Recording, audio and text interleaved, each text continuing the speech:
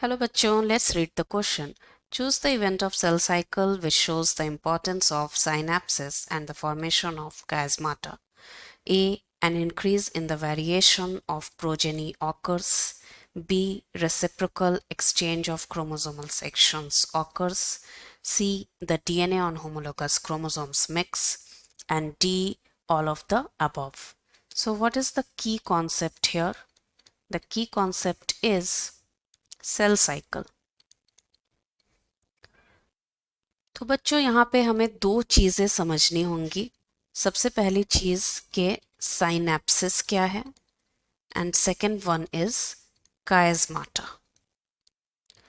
Synapsis का simple मतलब होता है pairing of homologous chromosomes.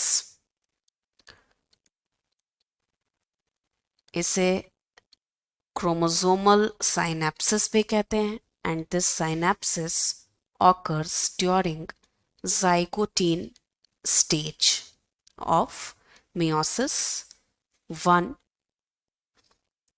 in the prophase 1। अब देखते हैं कायस्माटा क्या है। एक्चुअली कायस्माटा वो पॉइंट है जहां पे पैकिटीन स्टेज में होमोलोगस पेयर ऑफ क्रोमोसोम्स आपस में क्रॉसिंग ओवर करेंगे। तो अब हमें देखना है कि साइनेप्सिस और कायस्माटा का इम्पोर्टेंस क्या है। बेसिकली हमें देखना है कि क्रॉसिंग ओवर का इम्पोर्टेंस क्या है। तो फर्स्ट ऑप्शन देखिए, an increase in the variation of progeny occurs. Of course अगर क्रॉसिंग ओवर होगा, क्रॉसिंग ओवर का मतलब होता है एक्सचेंज ऑफ जेनेटिक सेगमेंट, तो वेरिएशंस तो आएंगे ही आएंगे।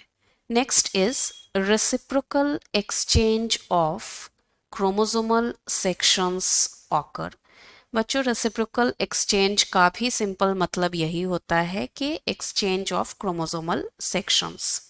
एक होमोलोगस पेयर ऑफ क्रोमोसोम से क्रोमोसोम का कुछ टुकड़ा टूटकर दूसरे होमोलोगस पेयर ऑफ क्रोमोसोम में जाएगा और उसका कुछ टुकड़ा टूटकर पहले वाले होमोलोगस पेयर ऑफ क्रोमोसोम में आएगा। इसी चीज को रेसिप्रोकल एक्सचेंज कहते हैं।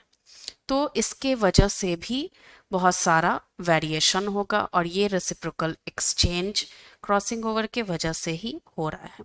तो ये भी ऑप्शन करेक्ट है। Next is the DNA on homologous chromosomes mix.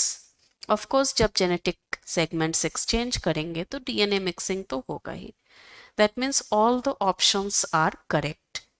So the correct answer is option D. I hope you understood it well. All the best.